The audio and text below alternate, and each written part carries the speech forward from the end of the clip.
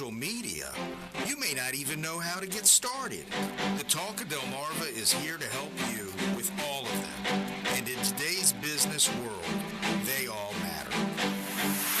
The Talk of Delmarva is the one to count on. For over 40 years, the people of Delmarva have counted on us for news, information, community, and weather. We are also the ones to count on to take your business to the next level.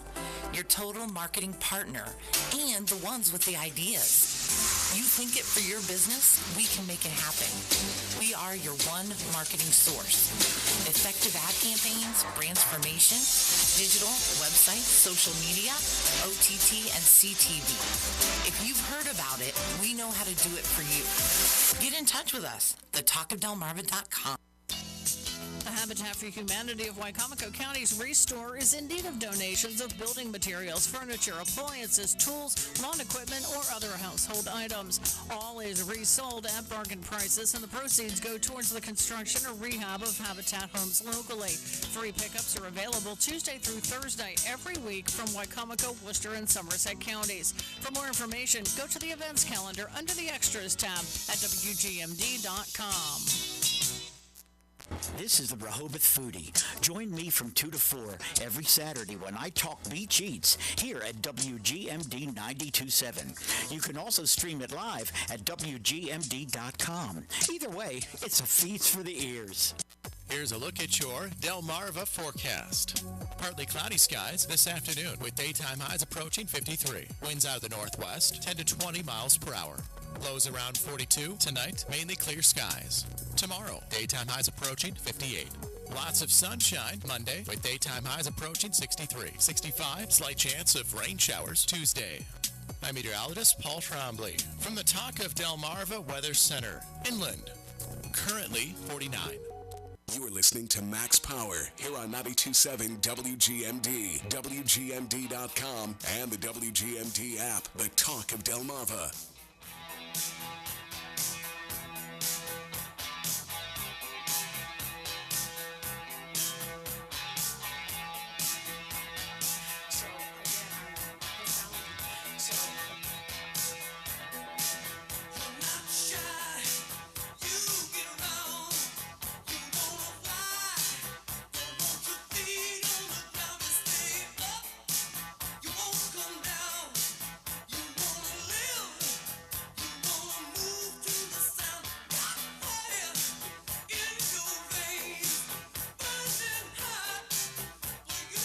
Good morning, Delmarva. My name is Max Power, bringing you a little Foreigner Urgent off the Foreigner 4 album. I think it was 80 or 81, somewhere in there. I'm thinking 7th or 8th grade, somewhere around there. So, but yeah, okay, like I said, I was going to play the Lake and Raleigh clip, but Julie Endon called in and we got to talk about it a little bit. So, like I said, I'm going to, I don't know why I keep saying like I said, because I said none of this. You get these little phrases stuck in it, and you just keep doing it. But I'm going to play a different clip, and this, like I said, see, I almost did it again. Like I informed you earlier, I was looking for just these liberals losing their minds and stuff, and this is a pretty good one. This is only 2.5 minutes long, but this is, it's just titled, Watch All the Media Meltdowns from Donald Trump's Election Win Over Kamala Harris. And so this should be fun. This should be fun. Here we go. So again, I'm profoundly disturbed that the 14th Amendment of the Constitution did not prevent someone who participated in an insurrection from becoming president of the United States. I think that going forward, the convicted felon box on employment applications better be taken off, because if you can be the president of the United States, then you should not be prevented from employment in this country. Because I remember applying for my jobs as a federal prosecutor, and there was a box for convicted felons. We're all going to have to wake up tomorrow morning and work like hell to move the world to the place that we prefer it to be. And I just want to point out, just as a matter of perspective, that the lessons that our pundits take away from these results, that they will pronounce with certainty, will be wrong. I literally could go on all day, and yet you talk to Trump voters and they'll go, He didn't say that. Wait, now I didn't hear him. And then you say, well, here's the quote, and then they'll go, he didn't mean that. I didn't expect it to be this resounding, and I think there are some lessons from it. I think we forget about rural America. I think the working class feels left behind. They feel like the powerful, the elite only care about them and their power. And he spoke to them. We may not have liked his words, but they turned out for him. It's not the elite that's going to pay the price. It's people who woke up this morning with a dream and are going to bed with a nightmare. And those people deserve to be respected and held and talked to. Those are the people who are going to pay the price for whatever Donald Trump decides to do. I'm mystified in some ways. Who are we as a country? And we're starting to find out. I think this is a big, huge part of the story that it's hard to even digest fully at this moment. But you have Elon Musk, who owns Twitter, X, whatever we're calling it these days, X, who is a disinformation propagandist and now could potentially have a direct line to the Oval Office. These Democratic leaders are simpletons. They're servants of the donor class. So they go in there like, oh, donor, give me money, please. And I made an ad. I'm Kamala Harris. I'm full of joy. Okay, well, what did that get you? And they say, oh, Jake, you're too angry. Too angry? What? You think... Okay, anyway, that's where it ended. It just cuts him off. But I swear to goodness that Democrats, liberals, progressives, whatever you want to call them, are absolutely beyond the most melodramatic, whiny little babies, hateful little babies on the planet. They talk about love and inclusion and diversity, but if things don't go their way, oh my goodness, you just watch out for a big old hissy fit. And these weren't even some of the best ones. This was just the shortest clip I could find. It was 2 minutes 28 seconds. There are some good ones of like real citizens, not these TV talking heads. But there's some people are losing their minds. They are so incredibly brainwashed. It's absolutely ridiculous. I know you're calling, Grizzly, but I don't have enough time to take your phone call right now, sir. I apologize. I only got like a few seconds left here, so got to call earlier, my friend. Got to call earlier. But yeah, I'm gonna wrap it up now. Once again, remember to listen tomorrow on WUSX 98.5 for the Max Power Experience. I got full song. I got music. I got talk, phone calls. Hopefully some of y'all will call in.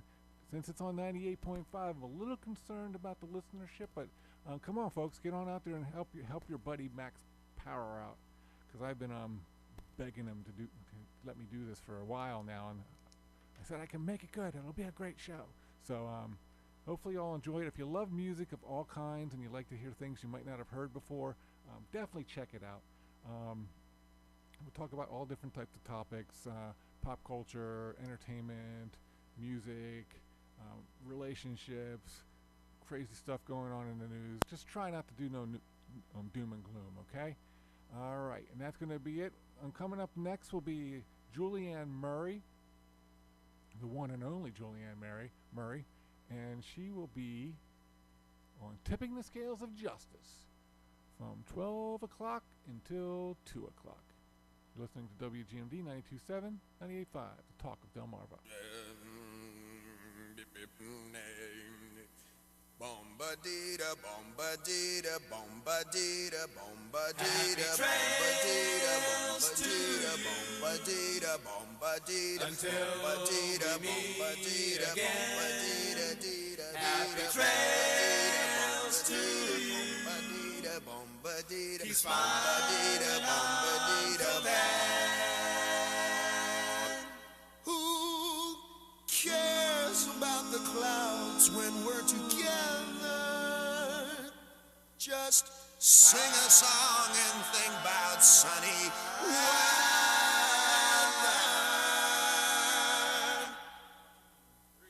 Happy trails to you till we meet again.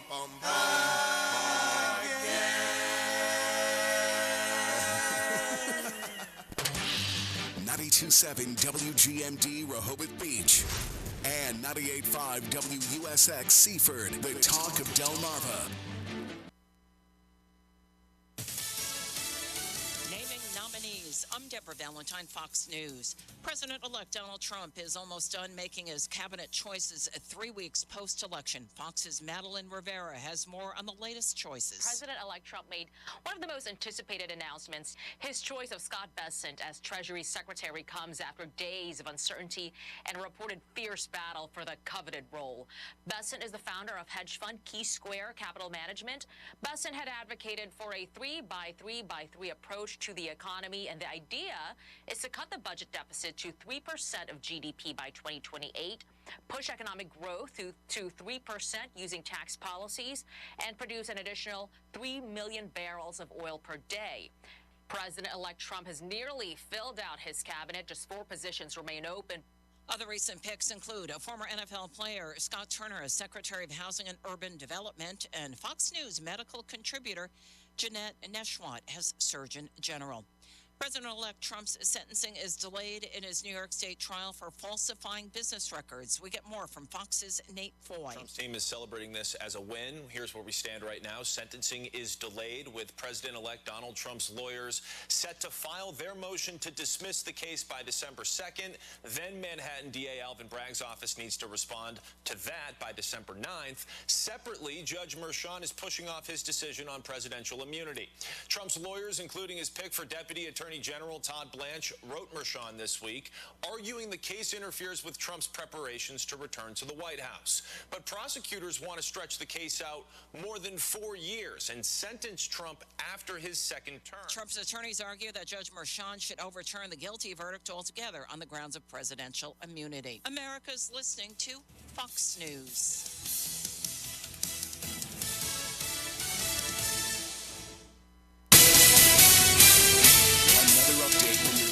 Source 92.7 and 98.5 WGMD, the talk of Delmarva. The Rehoboth Beach Commission is one fewer after Commissioner Don Preston announced his resignation on Thursday. I'm Mary Lou in the newsroom for the talk of Delmarva. Commissioner Preston's resignation is effective immediately. Preston ran unopposed for the commission and was sworn in 2023. City officials do expect to appoint someone to fill the remainder of Preston's term, which expires in 2026. The process, though, for that appointment has not yet been determined.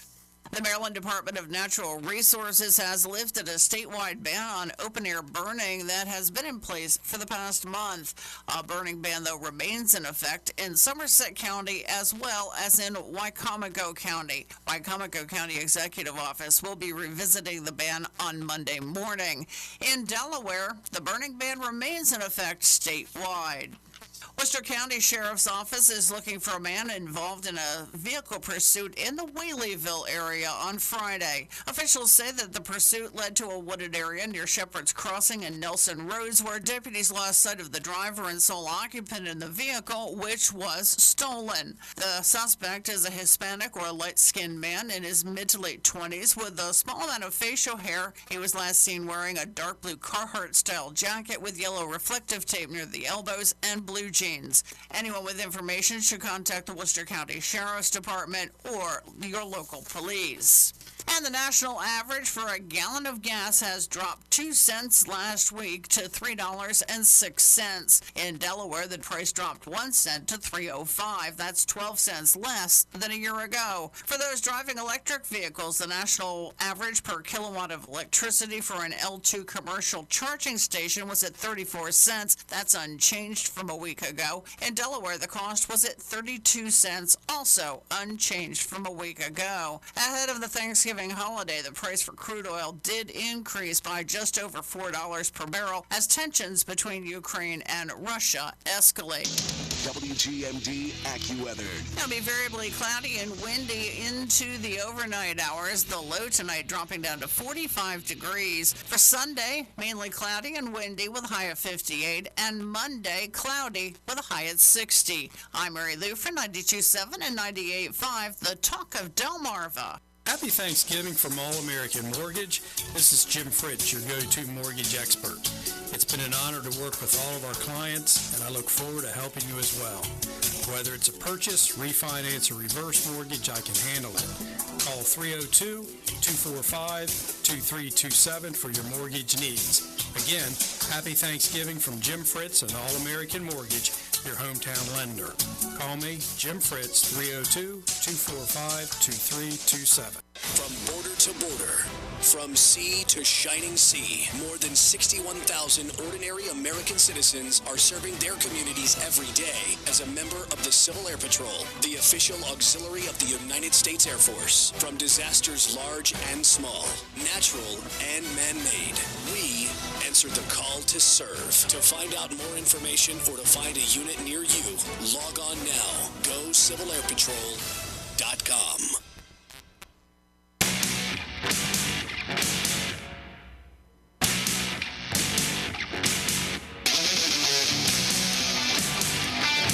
Good afternoon, Delmarva. This is Tipping the Scales of Justice with Julianne Murray. I am live in studio. For those of you that aren't familiar with Tipping the Scales of Justice, this is a weekly show on Saturdays between 12 and 2 that is hosted by yours truly. I am a Delaware attorney that gives up a couple of hours to take your legal questions. This is your opportunity to get the answer to that legal question that has been on your mind. Don't be shy if you have a question. I promise I won't bite, and I can almost guarantee that if you have a question, somebody else has that same question, so you're helping yourself and somebody else by calling in. Phone numbers 302-945-9292 or toll-free 800-518-9292. You can also watch me live on IndustryNewsOnline.com. You can submit questions electronically on this site. For you regulars out there, you know that every time I do this show, we do something that we called disclaimers. We share these every time I do it because we want to make sure it's in everybody's best interest that there is no confusion about how we do things on the show. Here we go. If you ask your question to Tipping the Scales of Justice, you are not establishing an attorney-client relationship. This show is designed to be a public service where general legal questions can be answered. You may be asked specific questions so that the attorneys can better answer your question, but that does not mean they have become your attorney. Please be mindful that we are trying to get as many callers as possible, so please limit yourself to one question per call. If the attorneys don't know an answer, they aren't going to fake their way through it. The attorneys are going to tell you if they are unsure, and they are going to find the answer. As professionals, they have reference materials available, but might have to find the answers off air and then provide the information later in the show. If you hear us say that we should talk off the air, take the hint that there is something either too specific or too juicy to tie up the airwaves. They will get your contact information off air and follow up at a later date. Okay, let's get rolling. Phone numbers again, 302-945-9292 or 800-518-9292. You can also submit questions electronically on IndustryNewsOnline.com. Let's go to the phone lines. Caller, you are on the air. What's your name and where are you calling from? Good morning, Julianne. It's Bob in Lewis. Hello, Bob. How can I help you today? You were wonderful on Newsmax yesterday afternoon on the answer to your legal question. I watched you, so you were great. I have a simple legal question about the Tyler Technologies reassessment process that's going on in Sussex County right now. Okay. It was my understanding that the for appraisals and for tax basis, that was based on the marketability, that basically what an at-length sale would be. So if you would put a property up for sale and somebody came in and buy it, it was an arm's length, that was the value. Is that correct? Because I found out that for some developments, at least one that I know of, where it's kind of like a condominium development, single-family homes, but the developer and the county allowed it to set it up as sort of a condominium situation, where it's complicated, but it was called a condominium of single-family homes. Tyler Technology said, well, we really can't get comps for that because of the structure. So we're going to determine the cost to rebuild as of July 1st, 2023, which is the end of the period when they're doing the assessment based on that, market value in July 1st of 2023. And there's a period of 18 months before that you can offer comps based on appraisals that you pay for. Nice to know now, a year and a half later. Anyway, but I don't see that is legal, because there were 14 sales in that development from July 1st back to 1/1 of 22. That's the 18-month period that you're allowed to offer appraisals and comps. So, and for most developments, Tyler Technologies says, well, we'll go get comps and we'll use those, and we don't even have to be in the same development. Well, we prefer those. But because of the structure of this development, we didn't even bother looking at comps. We took the square footage and the number of rooms, et cetera, et cetera. We went, it was as if they were an insurance company trying to evaluate how much you should be insuring your company, your house for, in case it burned down and they had to rebuild it like it was. Cost of replacement. To me, that's a different question than what is the marketability. What is the market value? So you see where I'm coming from? I do.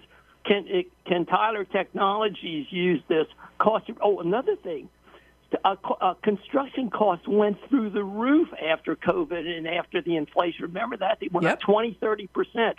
That July, it's just no coincidence, that July 1st, 2023 was just about the high of the spike of the construction. So anybody that's having that process use is going to have a 20 or 30% higher assessment than just looking at the resale values. Just because you spend 20 or 30% more to rebuild a house doesn't mean it's going to resell for that value. It's going to resell for the market value. See where I'm coming from? I do. And so, there's a couple of different things here. I do think for somebody who lives in that development, you absolutely would have an appeal basis for whatever they come up with. And the Tyler Technologies assessments, so there is a distinction between assessed value and appraised value, and it used to be a huge distinction, which is why the reassessment is going on. So in Sussex County, they were using 1974 values as the assessed value, and they're trying to bring it more current. I still think, but I'm not certain, so I will look, that the reassessment was not necessarily to bring it to full market value. But even if it were, if it is to bring it to full market value, I think you're correct that if there is market activity, particularly in a development, they have to use that market activity. They can't do a cost to a replacement cost, because those are not the same at all. So from an appraisal standpoint, when you go to have your property appraised, if there are no comps, because you have a unique piece of property or something like that, there are guidelines on how much farther away you can go, where you're pulling other comps from, and then adjustments that are made for that. But and there's two different appraisal methods. One is basically, I'm going to use the word replacement cost, is one way to do it, but generally it's market value and it's looking at comps. So if there is anybody who has that that in the development that you're speaking of that is dealing with that, I certainly think they've got a leg to stand on if they wanted to appeal it to say, and particularly if it's higher. So let's say that cost, because of exactly what you're talking about, cost for reconstruction or replacement cost was super inflated at that particular snapshot in time, and it is way out of whack with what the sales were in that time. I think that people ought to be able to do. There is an appeal process to that, and I think that they would have a good opportunity to do something with that. Can I refer that person to your firm? Nope. Would that be? Yeah. No, because it's not. I do estate planning and real estate settlements, and because real estate settlements. I knew the real estate was the words real estate were one of your areas, but settlements. Yeah. Okay, I got you. All right. Yeah. Well, I'll do what I can. Okay. All right. Thank you. That was okay. I love your answer. It was just what I was looking for. I understand it's just your opinion. It's not, I can't stake anything on it, but we're music to my ears. Thank All right, you. cool. I appreciate it, Bob. Thanks so much. And I always appreciate when people want to refer stuff to me, but because I have more than one full-time job, I have to really be strict about the areas that that I'm practicing in, because I'm held to the standard as if I practice in an area all the time. So I'm very selective about it. I've got some digital questions I'll do in just a moment, but for right now, you are listening to 92.7 and 98.5, and that is the talk of Delmarva. I'm Tom Holmes, 1776 Steakhouse in Rehoboth Beach. The restaurant's been here since 1987. I've had it since 2007. I get probably 2-3 customers a night that will come in and say, I heard you on the radio and it sounded great and we're so happy that you're advertising locally with local businesses. I used to do very limited advertising, just a little bit on newspapers and billboards and stuff like that, but now I'm pretty much exclusively just with the radio station. I advertise on Rehoboth Foodie Bob's show, and I also advertise different segments and different times during the course of the week. I've been pretty much with the same schedule for maybe about 10 years. I'm just happy I am advertising with them. They've been very loyal to us, and the feedback I get from my customers about the radio station is tremendous. I'm Keith Pettit, an assistant manager here at Southern States Milford Cooperative in Milford, Delaware. My experience with WGMD radio station, Talk of Delmarva, has been outstanding. We do our once monthly radio show here in our showroom, and we instantly see results of people coming in that day and the following day and the weeks after saying, I heard about this on WGMD, the Talk of Delmarva. And not just at a close local level within a few miles, but it brings customers in from a fair distance to come and check out the products that we've talked about through the radio station advertising.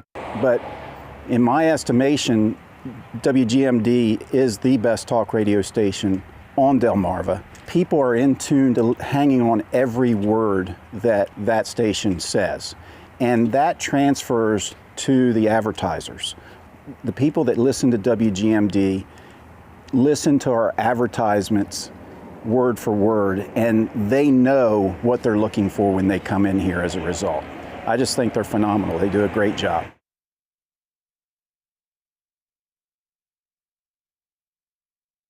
My name is Karen. My husband and I own Captain's Pizza. We have been here for over 6 years, going on 7. We only advertise with WGMD, and we love it. They really help us with anything that we need. They always have good suggestions. They help me with the commercials. Advertising has helped our business tremendously. We do get a lot of people that come in and want to know who is talking on the radio, and I'm always here, so I'm always happy to say that it's me.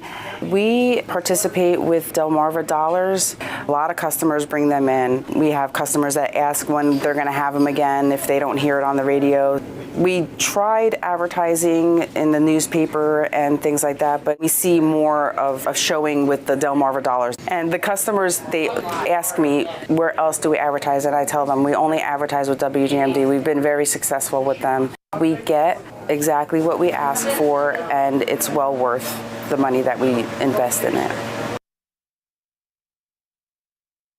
Since 1980, WGMD Radio has been your local hometown station with everything from music to news to sports. We know a thing or two about community and longevity. The Talk of Delmarva is proud to be partnered with the White Marlin Open and congratulates them on 50 years. Welcome back to Tipping the Scales of Justice. Julianne Murray, live in studio. Phone numbers 302-945-9292 or 800-518-9292. You can also go online to industrynewsonline.com and submit questions electronically. Let's go to one from Mark in Rehoboth, interestingly, on Tyler Technologies. It says a quick search on the internet shows that 93% of Tyler Technologies shares are held by institutional investors. Of those investors, 12% are held by Vanguard and 7.5% by BlackRock. Both companies are tied to the real estate markets and benefit from higher property values. It seems the investors and board members of Tyler Technologies benefit from higher real estate values. Is there a potential class action lawsuit from landowners in the various states where Tyler Technologies conducts appraisals?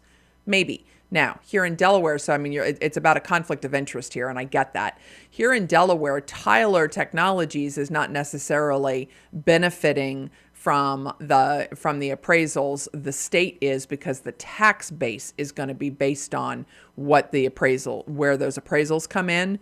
But certainly, if the company that is doing the appraisals has real estate investors on their board, it could certainly, I certainly see where you're going. Whether or not it could be a class action lawsuit, it depends. So class action has a very specific definition federally and state, and they're different definitions, having to do with what that plaintiff pool looks like. But whether or not here in Delaware there could be such a thing, really don't know, but certainly interesting to hear that there's real estate investors on the board for Tyler Technologies, and they do appraisals. Appreciate the question. Let's go to the phone lines. Caller, you are on the air. What's your name and where are you calling from? My name is Larry. He's calling from Ocean View, Delaware. Okay. How can I help? What do you want to say? Tell me. I have a local store that I went in and used a gift card. Uh-huh. And they refused it without even running through a machine. When I got home, I checked it out, and it says I still have money on it. What do I have to do? It depends. So sometimes with the gift cards, is there any kind of expiration date or anything on the gift card? No, it's less than a year old. There's no date on it. Okay.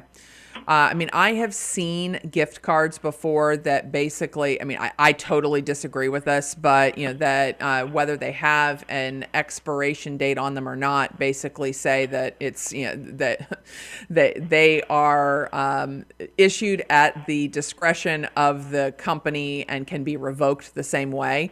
What I want to make sure, so on this gift card, you still have money on it, but they are not honoring it. They didn't even run it. Did they say what the basis was for why they wouldn't? No, they didn't even look at it. They just said they're not running, they're not accepting cards anymore.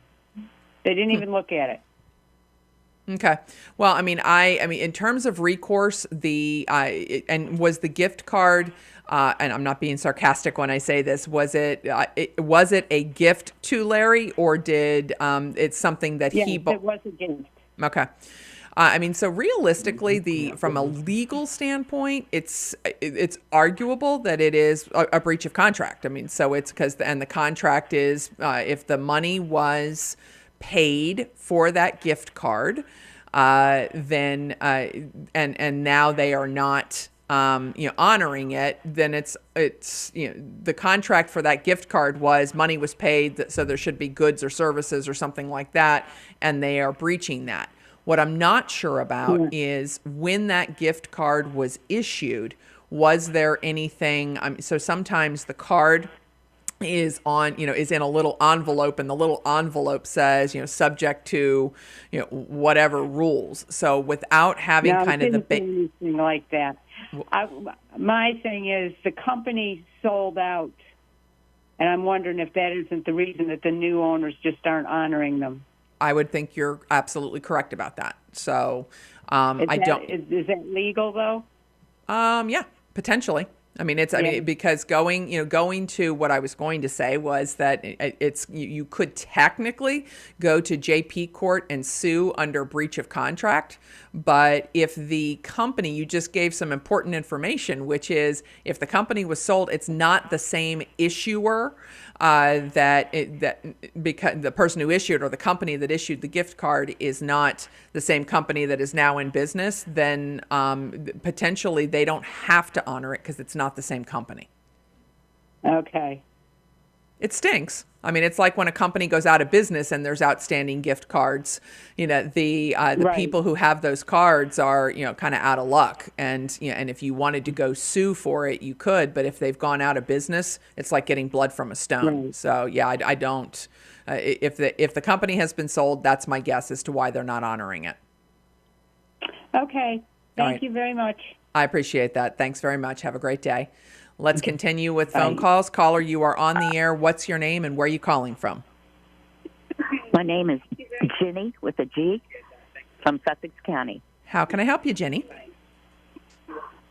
I own a home that's outside of town, has a large 3-bay garage.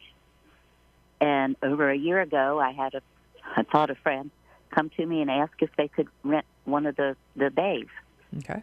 And I said yes, and they moved all their stuff in there, plus a little bit more than one day. They moved themselves in there. We're living there.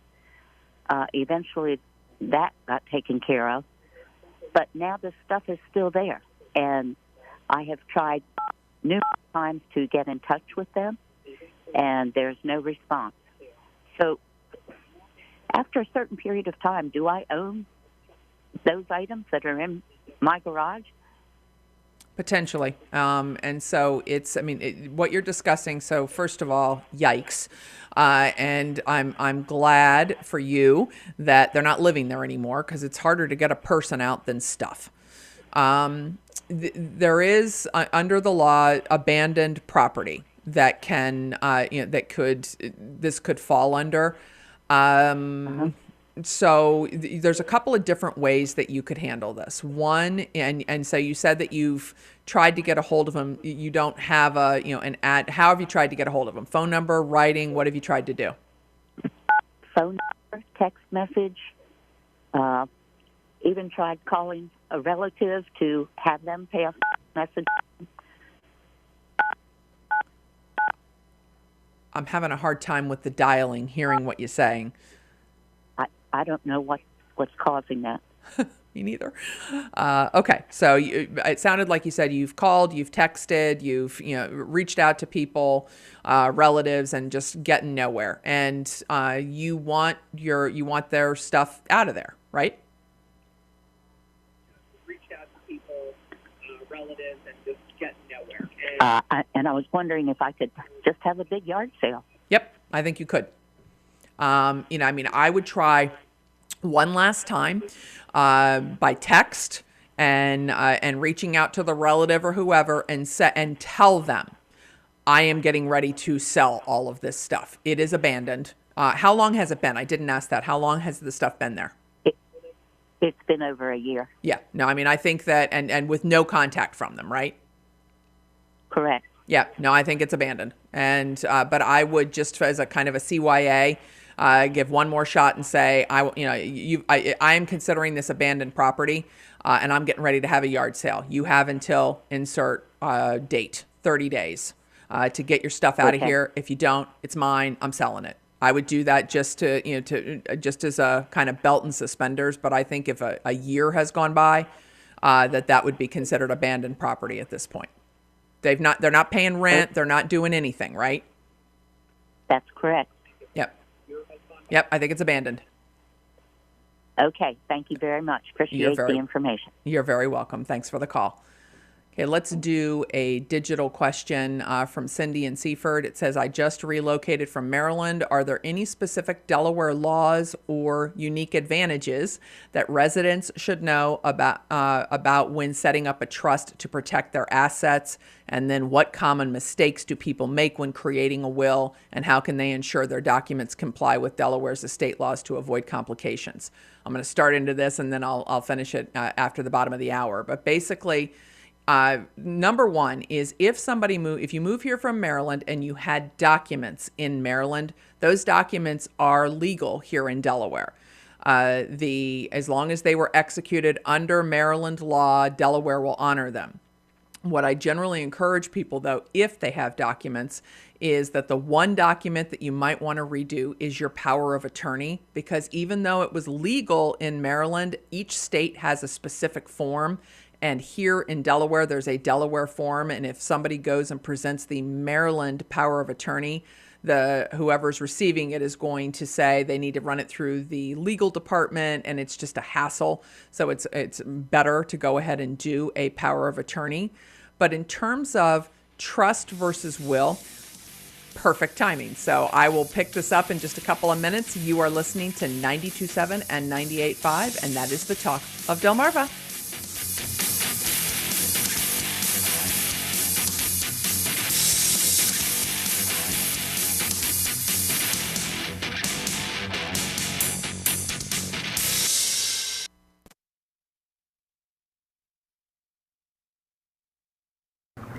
Hi, I'm Mary Beth Hutton from Rehoboth Beach Running Company. We've been in this location for about 8 years, and we've been in business for about 16 years. We're pretty much busy every day, all year round now. Since we've been advertising with the Talk of Delmarva, everywhere we go, people seem to know about us. I like working with other small businesses. We work with a lot of small businesses, and advertising is no different. And we like for people to come in and actually see our store. Yeah. So when people from the Talk of Delmarva have seen our store, they understand it better. Some of their other customers shop at our store, and it's really a small town kind of life. And people shop local, advertise local, listen to the local radio. It all kind of comes full circle. So how has the marketing department helped us? Well, I love that Laura's she's always looking ahead at the calendar, because as a small business person, I'm very busy and I'm kind of thinking of last minute things. And so Laura's always ready for the sidewalk sale. She knows it's a big deal for us. And so you want to get the word out a little bit early. And the sidewalk sale this year was better than ever. And I think it's in great part to Laura's planning and the commercials, so people know that the whole town is having a sidewalk sale and that we have big sales at that time of year. I didn't really know what to expect in the beginning, because I didn't know whether she'd know our business. I don't know if she would know runners and all about, but she listens very carefully and she researches and she really tries to gear our ads towards our business, and she does an excellent job. I think people really more now than ever want to shop local. I think people want to support local businesses and help the community. And so when people know that we are a small business that meets their needs, they'd rather shop here than go online or some other way. So I think people really want to help themselves and help the community. We have attracted our ideal customer at the Talk of Delmarva. We service people from, 12 years old or even younger to 95-year-olds. So yeah, I think our ads are doing a great job of bringing customers to us. The Talk of Delmarva advertising has helped with our marathon also. So I organized the Rehoboth Marathon and Half Marathon in December, and we sell out earlier and earlier every year. And I think that's due in part to advertising with the Talk of Delmarva. The people know that we have a running store and that we also have this big race at a great time of year, and people sign up earlier and earlier every year. I really do believe that the return on investment is huge. I think we definitely got return on our investment quickly. Every dollar spent was well worth it. I would highly recommend for other businesses to advertise on the Talk of Delmarva. It's been a great experience for us. It's been very worthwhile, and I would highly recommend it to other businesses. I'm Tom Holmes, 1776 Steakhouse in Rehoboth Beach. The restaurant's been here since 1987. I've had it since 2007. I get probably 2-3 customers a night that will come in and say, I heard you on the radio and it sounded great, and we're so happy that you're advertising locally with local businesses. I used to do very limited advertising, just a little bit on newspapers and billboards and stuff like that, but now I'm pretty much exclusively just with the radio station. I advertise on Rehoboth Foodie Bob's show, and I also advertise different segments and different times during the course of the week. I've been pretty much with the same schedule for maybe about 10 years. I'm just happy I am advertising with them. They've been very loyal to us, and the feedback I get from my customers about the radio station is tremendous. 4th on 92.7 FM.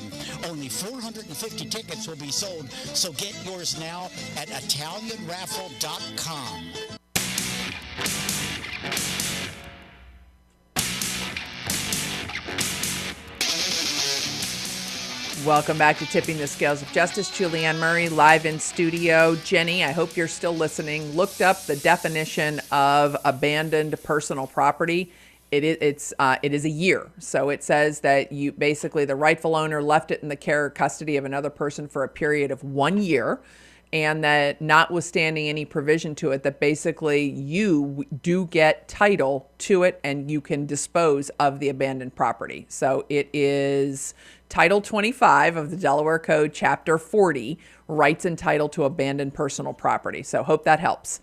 Let's go to the phone lines. Caller, you are on the air. What's your name and where are you calling from? JP, Cape May. Hey, JP, how can I help you today? Okay. I've been curious. Obviously, when offices are filled, there's a defined progression if they're unable to be anymore by death, incapacity, or whatever. Okay. Now, between the election and the inauguration, is there in other words, if the person that was elected does not survive, right? What happens? Depends. So if we're talking about, so it depends if it's a state office or a federal office. Well, I'm talking federal, the top of the line. State, the governors take care of it. Okay. So from top of the line here, you got the Iranians. They still got a fatwa out on the president-elect. Yep. Among other things, what happens? The 20th Amendment to the Constitution says that if the president-elect is not able, due to death, inability, or whatever, to be inaugurated, J.D. Vance will be sworn in as the president. Okay. Now, in the interim between now and when the electors vote, is Donald Trump president-elect, or what's how does it apply to that 20th Amendment? Good question. Because the electors have not voted yet. That's a good question, and I don't have the 20th Amendment up in front of me. It's long.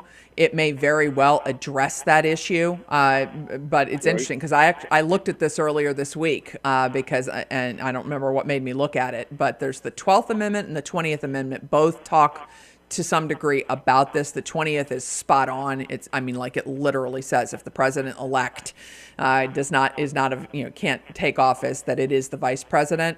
But on next break, I'll take a look and see if I can find if it makes a distinction about the electors having certified the election. Because that's a good question, but my guess is, he is the president-elect. I understand that the necessity of that certification, but the electors can are obligated to vote for him. So they even if and the other thing about the electors is that those electors are assigned to the president and the vice president. So what I'm thinking might not be right, but what I'm thinking is that if something were to happen before the electors certify the election, that the electors would then certify Vance. Okay. The electors certify the election, but is it not the members of Congress and ultimately the vice president that rubber stamps this? We're going back. The question being, is this the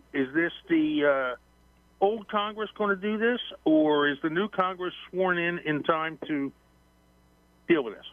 Good question. Timing-wise, believe the new Congress is sworn in. I think it's January 3rd. And and the certification, if we're tracking with 2020, it was January 6th. So I do believe it is the new Congress. But in terms of the vice president, J.D. Vance would not be presiding over the Senate. Kamala Harris would, because she's still the sitting vice president. This is a huge issue because I remember the stink about Mike Pence was meant to be the final bump in the road. Yep. And in this case, it's Kamala Harris. Well, she lost. I know, but here's what's going to hang on. And she does not seem to be a gracious person. She does not. You are correct about that. let me finish. But what will be interesting is, all right, so yes, you're correct that Mike Pence was considered to be the last stopgap, and didn't. But there was a huge argument at the time that realistically he was what I'm going to call ministerial, that he really didn't have the legal juice to make any changes, that he was there purely, it's almost ceremonial. That's my words, not theirs. So if Kamala were to try to do something different, we can go right back to what the argument was in 2020. Hey, Mike Pence couldn't do it, so she can't do it. And it's gonna, I do think there are a lot of us that are, I certainly was heading into Election Day, very worried about the transition. And the fact that the left keeps saying we're going to make sure that it's a peaceful transition just makes me worry more as to whether or not it really will be. But I do think that the excitement, Trump's popularity has actually gone up since the election. I'm certainly hoping that it just goes as smoothly as it should. And Jake actually just texted me, January 3rd is when the 119th Congress convenes. Okay, we had our civics lesson for the day. Thank you. There we go. I appreciate it, JP. Okay, bye. Thanks. Have a great day. Take care. Bye-bye. Let's go back to the phone lines. Caller, you are on the air. What's your name and where are you calling from? This is Jack. I'm calling from Bridgeville. How can I help you, Jack? I had a traffic ticket in Greenwood. I went to the JP court, and the officer who wrote the ticket didn't show up. Does that mean that the case should be dismissed, or can they go ahead and take care of the case and handle it without the officer there? It depends. So typically what happens with JP court is, and it's called police prosecution. So the agency that writes the ticket is typically there at the JP court. It doesn't have to be the officer in order to, I'm going to use the word, resolve the ticket. However, if you asked for a trial, like you decided you didn't want to resolve the ticket, you wanted to push the issue, I do think it's relevant that the officer is not there. What I don't know is whether the court would, I'm going to use the word, grant a continuance because the officer wasn't there. So it had to do with how you wanted, like, were you trying to resolve it or were you going to contest it? And if you were going to contest it, yes, the officer is a necessary component to that contest. My situation is that I asked for probation before judgment. Okay. But when I found out, I got probation before judgment, but then 2 weeks later I got another traffic ticket that says if I had one in the previous time, it would activate both of them. So I was wondering if I could go back and take care of this one since the officer wasn't there, if there's a chance of getting that one thrown out or not.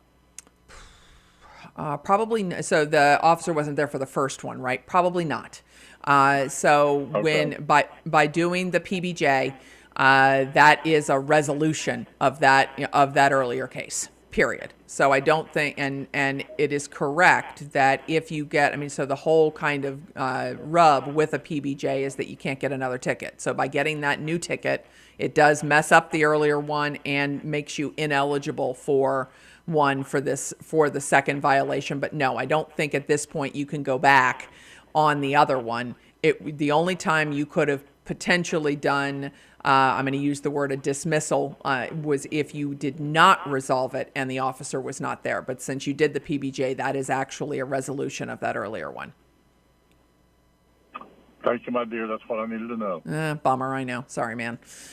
Enjoy okay. your day. All right. Have a great day. Take care. All right. Let's go back to the phone lines again. Caller, what's your name? You are on the air. What's your name and where are you calling from? This is Tim from Magnolia, Delaware. Hello. How can I help you? Oh, I just want to suggest to the young lady that called in about the property she has in her garage. Yep. She wants to have a sale next week. She can call in next Saturday morning at 10 a.m. to Max Powers on the flea market, and she can advertise it there. I'm curious where she's at. I'd like to come and take a look at it. So I'll be listening for her. All right, Jenny, hope you're listening.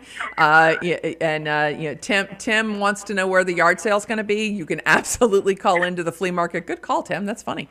Even though I told her that I thought she should do one more shot, now that I've pulled the code and it's over a year, I think that she does not need to, necessarily. If she wants to hold that yard sale next week, I think she could do that as long as it's been in her possession for over a year. So that's a good suggestion, Tim. Appreciate it. All right. Thanks. Have a great day. Let's go. We got another caller. Caller, you're on the air. What's your name and where are you calling from? George from Lewis. Hey, George, how can I help you?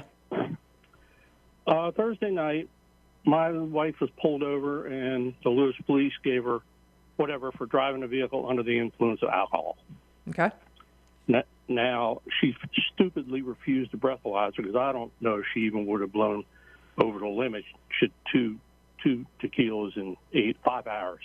But anyway, she refused to do the breathalyzer, so they did a blood test. Okay. Dumb, right? Well, and all right, DUI, not my area of the law, and I expect that I will get a text message here in a minute. The issue with refusing the breathalyzer from a civil standpoint is that it can, so there's a civil component and a criminal component to DUI that can actually result in a revocation of your license. But when they did the blood draw, so just understand this, that what is done out in the field is a portable breathalyzer test, not binding. Okay, it's when they get back to that. That's just for kind of assessment of probable cause. When they get back to the station and do the quote official breathalyzer is the one that would count for the purposes of DUI. But with the blood test, I mean, did they get a warrant to do it? They took her right there. I don't know, I guess. Okay, well, it's important. That's something they do right away? Yes. And so with a blood draw, they have to get a warrant in order to do that. So I can't say for sure. I'll tell you what, can you hang on for a second? Because I want to text somebody and I have to step away for a second anyway. I want to double check on something. So if you'll just hang tight for 1 second, we'll come right back. You're listening to 92.7 and 98.5, and that is the Talk of Delmarva. I'm Tom Holmes, 1776 Steakhouse in Rehoboth Beach. The restaurant's been here since 1987. I've had it since 2007. I get probably 2-3 customers a night that will come in and say, I heard you on the radio and it sounded great and we're so happy that you're advertising locally with local businesses. I used to do very limited advertising, just a little bit on newspapers and billboards and stuff like that, but now I'm pretty much exclusively just with the radio station. I advertise on Rehoboth Foodie Bob's show, and I also advertise different segments and different times during the course of the week. I've been pretty much with the same schedule for maybe about 10 years. I'm just happy I am advertising with them. They've been very loyal to us, and the feedback I get from my customers about the radio station is tremendous. I'm Keith Pettit, an assistant manager here at Southern States Milford Cooperative in Milford, Delaware. My experience with WGMD radio station, Talk of Delmarva, has been outstanding. We do our once monthly radio show here in our showroom, and we instantly see results of people coming in that day and the following day and the weeks after saying, I heard about this on WGMD, the Talk of Delmarva. And not just at a close local level within a few miles, but it brings customers in from a fair distance to come and check out the products that we've talked about through the radio station advertising. But in my estimation, WGMD is the best talk radio station on Delmarva. People are in tune to hanging on every word that station says, and that transfers to the advertisers.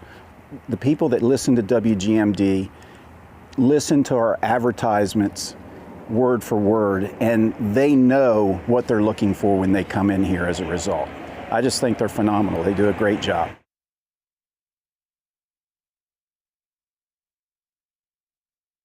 My name is Karen. My husband and I own Captain's Pizza. We have been here for over 6 years, going on 7. We only advertise with WGMD. and we love it. They really help us with anything that we need. They always have good suggestions. They help me with the commercials. Advertising has helped our business tremendously. We do get a lot of people that come in and want to know who is talking on the radio, and I'm always here, so I'm always happy to say that it's me. We participate with Delmarva Dollars. A lot of customers bring them in. We have customers that ask when they're going to have them again if they don't hear it on the radio.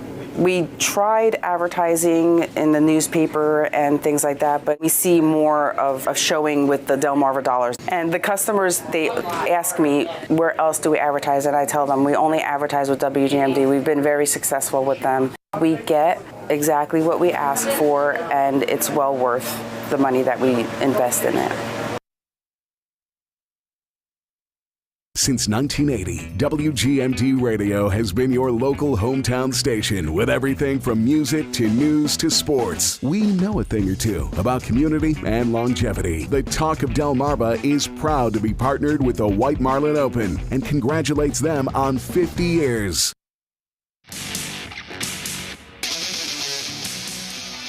Welcome back to Tipping the Scales of Justice. Julianne Murray live in studio, going back to the phone lines. George, you still there? Yeah, I'm pretty sure there was a warrant. Okay. Justice of the Peace Court of Delaware. Yep. It was Okay. signed by a judge. Okay. Okay. So and you said this happened Thursday night, right?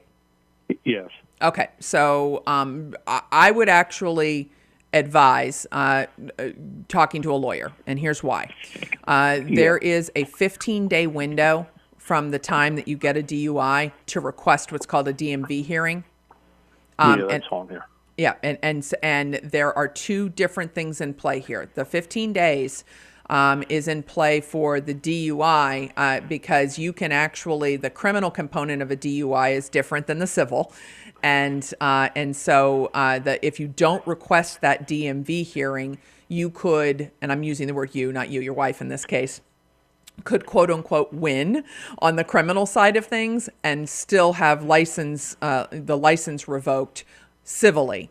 Now, with the refusal to take the breathalyzer, it is under the statute, your license is revoked for at least a year. So it's even more important that that 15-day window be acknowledged or that the request for the hearing be made. What I'm not sure about, and the reason that I'm saying that I think talking to an attorney about this, is whether it's two requests or one. I know that the 15-day window is the same no matter what, but whether you are actually requesting a hearing from the standpoint of probable cause for the stop in the first place, but also, and again, this is all on the civil side, not the criminal side, but also challenging what will be a suspension for a year for refusing to take the breathalyzer. So it's it is worthwhile, and most attorneys. Hang on for a second. Hang on. Most attorneys do a free consult on DUI, so it's not a big ticket item to do that. Now go ahead. What were you going to say? Okay, one more question. Would they have the blood results right away the other day, or are they still waiting on it, sort of? That's a good question. So on the ticket, so she got a ticket that said DUI. Yeah. Is there a blood concentration? I think it's right away. There should be a blood concentration on there. Okay, I'll double check it. I'm not going to hold you while I do that. Yeah, no worries. Yeah, but it would take me a while. Yeah, I get it, but no, it is worth in this case because there's this extra nuance of refusing the breathalyzer, and I'm worried about that civil side of things. Because so when there is a DUI, the criminal side of it has probable cause. There are defenses potentially to DUI. And what I mean by that is what was the reason for the pullover? What was the probable cause? And I don't need to know the answer to that. What I'm telling you is that with an attorney, they can assess, what was articulated in terms of the reason for the original pullover. So there can be a defense on the criminal side that could result in, particularly if this is a first offense DUI, getting what's called a first offenders program. If there's a problem with the probable cause, sometimes it can be reduced to what's called reckless driving or reckless driving alcohol related. And now, doing a consult with an attorney, they're not going to know that immediately because, and I'm not trying to be disrespectful when I say this, but sometimes the person who has the ticket, their thinking on what the probable cause was is different than what the officer's was. And when you actually get the MVR and see what was going on, there can be a difference there. But what the consult will do, again, is deal with that civil side of it, which is, so it would really stink to win the criminal side, get it dismissed or get it reduced, but still have to deal with a license revocation on the civil side of things. Did I lose you? Pardon me? I thought a lot. Did you hear that? No, I asked if your firm deals with these. Yes. My partner, Ron. Yeah. Yes. I don't, okay. But my partner, Ron, does. Yes. That's okay. Yeah, I was going to call you Monday, your firm, and see what I could get set up. Yep. No, it's, and the Ron's assistant's name is Carrie. So give Carrie a call. Terry? Carrie with a C. C-A-R-R-I-E. Okay. All right. Well, I appreciate it very much. All right. Thanks, George. Appreciate the call. Thank you. All right. Bye-bye. Take care. Bye-bye. All right, let's go. I believe I have some more digital questions because I didn't finish. Yes, so Cindy and Seaford had asked about what are the common mistakes that people make when they're creating a will, when you move to a new state, and in terms of trusts, like trust, no trust, and what the difference is. So Delaware is a good jurisdiction to do a trust because we have the Court of Chancery, which oversees if there is an issue with the trust with the drafting. So what that means is something is unclear in how it's drafted. We have a whole lot of case law out there that gives guidance on how something would be interpreted. But the decision of whether to have a trust versus a will is basically, and this varies from state to state, but here in Delaware, it avoids probate anywhere. The question is, what does avoid probate mean? In Maryland versus Delaware, Maryland has a different setup for probate in terms of whether there is a taxable estate. They actually do have a threshold of $5 million that you, if the value of the estate is over $5 million, it is taxable. In Delaware, we do not have inheritance tax, and from a taxable estate standpoint, it tracks with the federal limit, which right now is a little over $13 million. But there is a probate fee in Sussex County of 1.25% on the value of the estate or the assets that are in the estate. So when I have somebody who's trying to make a decision of whether or not to do a trust versus a will, we talk about what the assets of the estate are or would be, and then kind of do the math. What's 1.25% of that? In terms of drafting a will and making sure that documents comply, I have said this before, the LegalZooms of the world, or if you go online and you do this stuff yourself, for a very, I'm going to use the word simple will, I think they get the job done, but it is very critical to make sure that the signature is done with that meets the requirements. So in Delaware, the requirement is that the testator, the person who is doing the will or who is executing the will, sign in front of two credible witnesses. Credible, disinterested witnesses. So they have to be over the age of 18. They have to know that you are signing your will. They have to watch you actually sign the will, and they cannot have any benefit under the will. So it cannot be somebody that you have named in the will. They cannot be a witness. So credible, disinterested witnesses. There is in order to make the will valid. That is true whether it is a typed will or whether it is a handwritten will, also called a holographic will. You sign it in front of two credible witnesses, disinterested witnesses. That makes it valid. Now, there is an additional component that is called a self-proving affidavit. And that is a document that says that the testator and the two witnesses appeared in front of a notary and everybody knew that they were signing the will. This self-proving affidavit is not required to make the will valid. However, It's really great because if you sign your will and you die 25 or 30 years later and you do not have that self-proving affidavit, the witnesses are supposed to be found to say that they saw the person sign the will. So this self-proving affidavit, and a lot of states have them, Delaware included, saves having to hunt down those witnesses, because sometimes, particularly if someone's doing it themselves, they'll go into, say, the bank or something like that. And all it requires is the witness's name. It's not even their full address. It's just where they are at the time. So I'm signing as Julianne Murray, Seaford, Delaware. That is, trying to find me 30 years down the road is a gigantic pain. So if you're going to go down the road of doing this yourself, make sure that you look for that self-proving affidavit, because it's that will save a headache and will make the probate process a heck of a lot easier. But certainly appreciate that question from Cindy. And, always recommend, if you want to have an attorney take a look at something, that you do that. So you're listening to 92.7 and 98.5, and that is the Talk of Delmarva.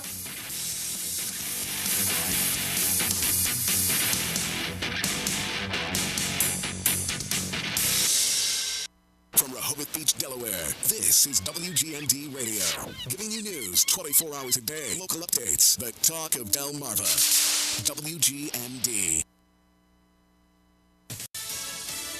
Assembling the team. I'm Paul Stevens, Fox News. President-elect Donald Trump almost done making his cabinet choices 3 weeks post-election. Fox's Madeline Rivera with the latest. President-elect Trump made one of the most anticipated announcements.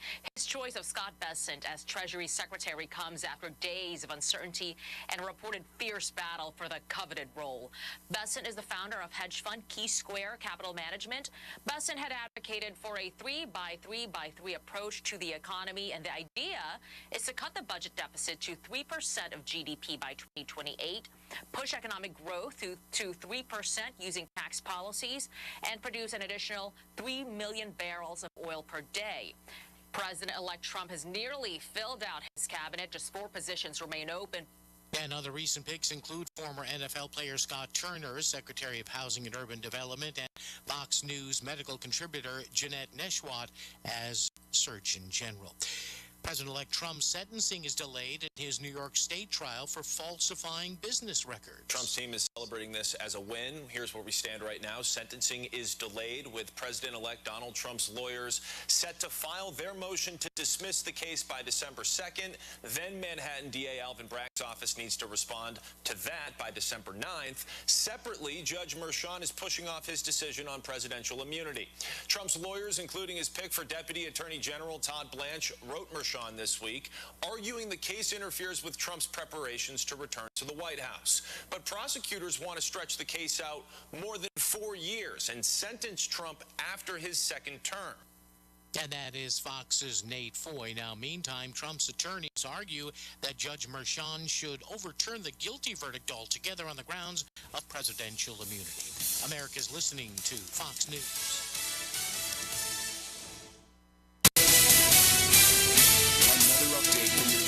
Source 92.7 and 98.5 WGMD, the Talk of Delmarva.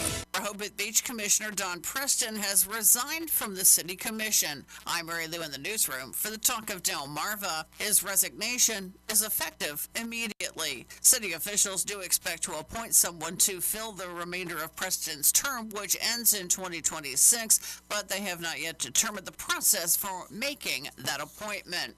Worcester County Sheriff's Office is looking for a man who was involved in a vehicle pursuit in the Whaleyville area on Friday. Officials say the pursuit led to a wooded area near Shepherd's Crossing and Nelson Roads, where the deputies lost sight of the driver and the sole occupant in the vehicle, which was stolen. The suspect is a Hispanic or light-skinned man in his mid to late 20s with a small amount of facial hair. He was last seen wearing a dark blue Carhartt-style jacket with yellow reflective tape near the elbows and blue jeans. Anyone with information should contact the Sheriff's Department or local police. Over 20,000 chickens died in a fire early Friday morning off New Hope Road north of Willards. The Maryland State Fire Marshal says the fire began on the inside of a commercial chicken house. The cause, though, remains under investigation. Damage is estimated at $175,000. And Governor John Carney has made several judicial nominations, including 3 for Sussex County. He will nominate the Honorable Bonnie David as Vice Chancellor of the Court of Chancery, and also nominated Judge Paula Ryan to be reappointed Judge of the Family Court, and Sonia Wilson to be reappointed to Commissioner of Family Court. 2 other nominations are for Newcastle County. Governor Carney has called for an extraordinary session of the state Senate on December the 16th to consider the nominations. And the replacement of the Route 54 bridge west of Fenwick Island has been delayed. Delays with the National Environmental Policy Act due to tidal and navigation issues are the cause. The project was to begin next spring, but now will not begin until 2026. WGMD AccuWeather. We'll see variably cloudy skies and windy into the overnight hours with a low tonight at 45 degrees. For Sunday, mainly cloudy, windy, and a high of 58. For Monday, mostly cloudy skies, a bit warmer with a high of 60. I'm Mary Lou for 92.7 and 98.5, the Talk of Delmarva. Hunters and fishermen, get ready for incredible Black Friday and Small Business Saturday savings at Kelly's Outdoors of Hillsboro. Score major markdowns throughout their 5,000 square foot outdoor superstore, including deals on Drake waterfowl gear and dry shot boots. Enjoy a 15% discount on all in-stock fishing rods, reels, and gator waters. Plus, take 10% off all in-stock ammo. Black Friday and Small Business Saturday. Doors open from 8:30 a.m. to 6 p.m. Kelly's Outdoors. Racks, feathers, fins. This holiday season, Sussex County needs your help to feed the hungry. Join us for the 41st annual Caroling on the Circle in downtown Georgetown, Thursday, December 5th at 6 p.m., followed by the town's tree lighting and Christmas parade. Sing along, celebrate, and lend a hand to those in need. Now through December, drop off non-perishable food items at the county building on the Circle, or donate online at give.fbd.org/caroling. For more details, call 302-855-7700 and help us serve up hope this holiday season.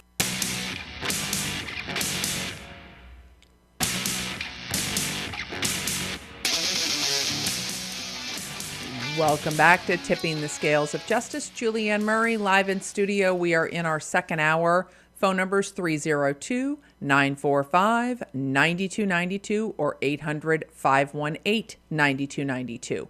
I'm going to do a digital question, and then I see I got somebody on the line, but let me do this digital question. John in Bridgeville, how do points from traffic citations affect insurance rates in Delaware, and are there any options for reducing points on your driving record? Points for traffic citations does affect your insurance rates. They go up. It's as much as $1,000 a year. The points come into play depending on what the infractions are. There's a schedule out there. You can find it online. Speeding, 1 to 9 miles over is 2 points, and they go up. There, and the question about whether there are options for reducing the points, yes. You can take a defensive driving course and you can get up to 3 points of credit for that. If you just go to the internet and put Delaware reduce points, you'll get a connect so that you can find ways to reduce those points. So appreciate that question.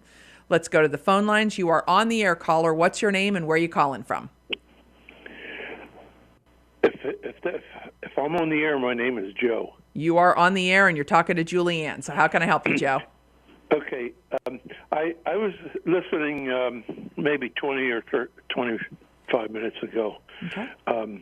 You were talking with a man, and I think the second subject that he talked about had to do with probate and wills. Okay. And I have a question. Go for it. About probate and wills. Okay. First of all, I live in Merlin, Ocean Pines. Okay. And I have a will, and I have written it up, and with my attorney, I wrote it up with my attorney. Okay.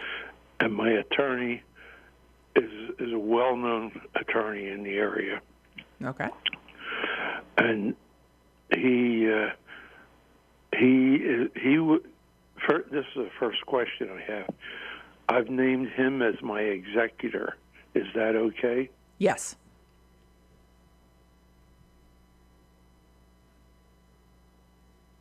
Did you hear me? Yes, I said yes. It is okay to name an attorney as an executor. Yes. Oh, okay. I didn't hear you. I'm sorry. That's okay. So he's the executor. Okay. Now, the second question is that my estate is worth maybe $2.5 million. Okay. And I'm giving it all away to charity. Okay. Well, I should say 90% of it, because I'm going to give $150,000 to my siblings. Only $150,000.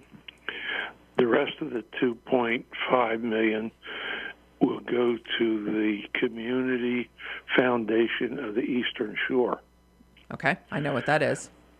And they invest it,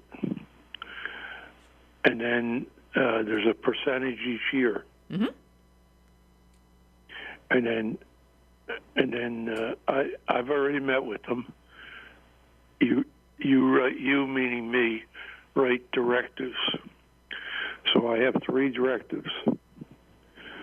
One of them is, I think, 62 or 63% of whatever that interest is. No, I'm sorry. Go back. Whatever the interest is, the Community Foundation takes the first 1% as operating costs. Yep. And then they take the second 1%. It goes back into the principal. So I have 5% to deal with. And I write directives of who I want that to go to. And I want that to go 63 or 62 or 63%. It's written that way in percent. It's not written in a dollar amount. That's it's smart. Percent That's smart. Going to schools for scholarships, high schools. Now I'm retired engineer, so I want most of it to be professional. Okay. And then the next 40%, I think, goes to my church. And then whatever is the remainder goes to St. Jude's. Now, after telling you that and those percentages, will I be subject to probate? Maybe. So the and when you say your estate, would it be subject to probate? The two, there's a couple of different ways, and it depends on where that 2.5 million comes from. If it's real estate that has to be sold, or whether it's investments, like what it's comprised of, can make a difference as to whether or not there's probate. Okay, it's most of it's coming from commercial real estate. Okay. So typically, and I'm Delaware, so and I don't know this nuance, but in Delaware, if there is a direction to sell the real estate so that you can liquidate it, so in this case it can go to the Community Foundation, that direction to sell triggers a probate fee. And you know, it's an important tool, because in Delaware, when you give real property, like you name people in your will, they become the owners of it. And with something like an organization, you don't want that, because to sell it and do stuff, you have to get powers of attorney, and there's a whole bunch of different stuff that happens with that. I don't know. I'll look in the next break and see if I can find whether Maryland has that similar provision that the direction to sell triggers probate, a probate fee. But even if it does, there may be a carve out because you're giving it to charity that might save it. But even if there is not such a carve out, when the direction to sell happens or when the property is sold, the probate fee is going to come off of those proceeds. So yes, it reduces what ultimately gets to the community foundation, but it's not like somebody is going to be paying that out of their pocket per se.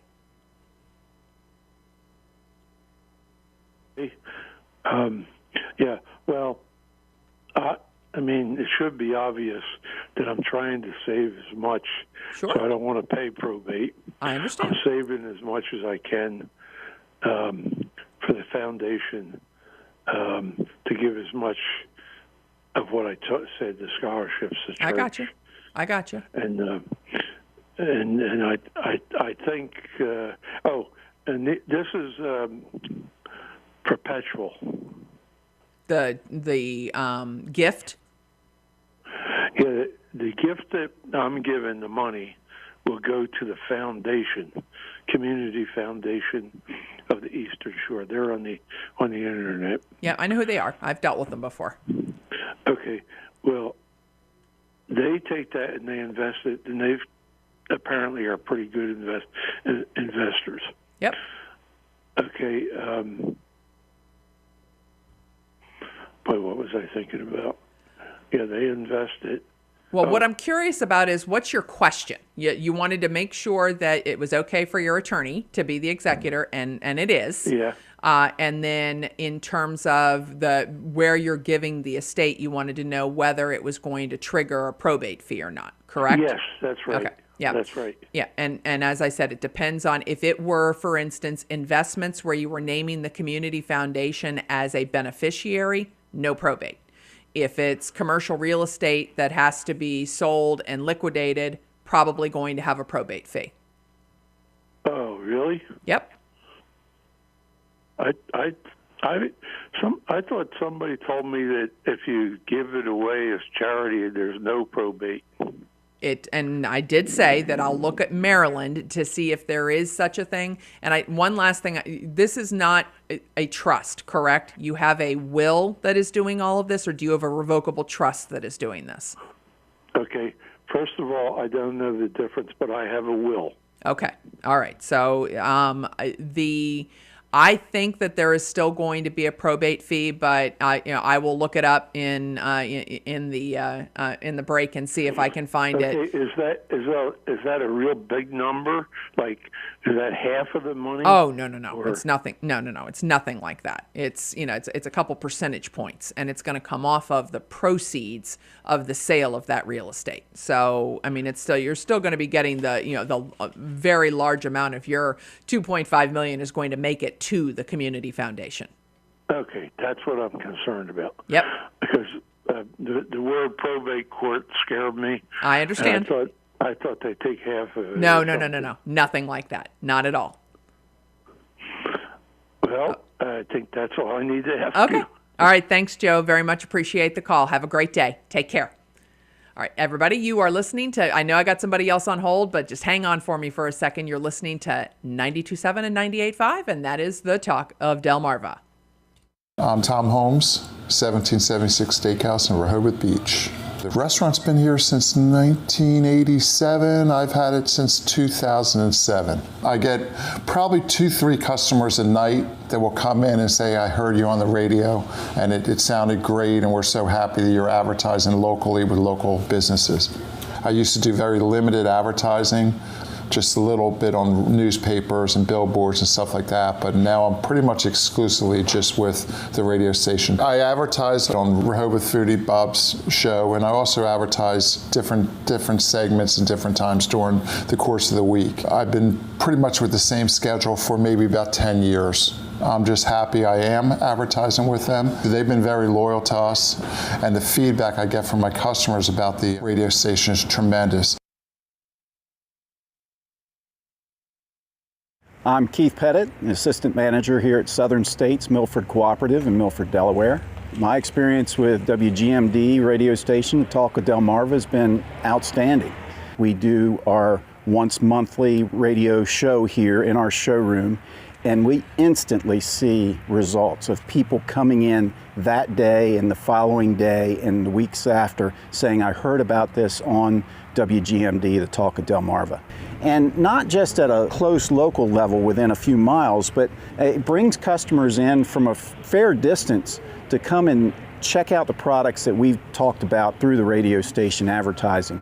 But in my estimation, WGMD is the best talk radio station on Delmarva. People are in tune to hanging on every word that that station says, and that transfers to the advertisers. The people that listen to WGMD listen to our advertisements word for word, and they know what they're looking for when they come in here as a result. I just think they're phenomenal. They do a great job.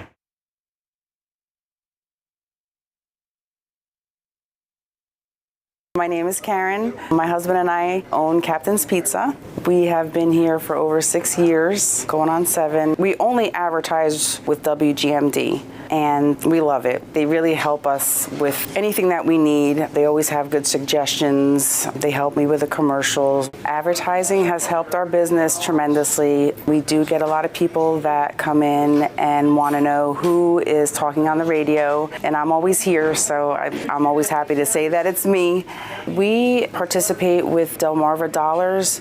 A lot of customers bring them in. We have customers that ask when they're going to have them again if they don't hear it on the radio.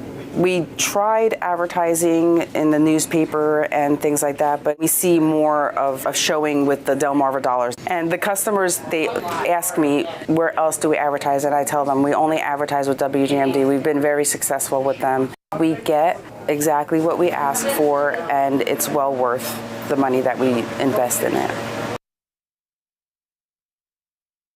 Since 1980, WGMD Radio has been your local hometown station with everything from music to news to sports. We know a thing or two about community and longevity. The Talk of Delmarva is proud to be partnered with the White Marlin Open and congratulates them on 50 years.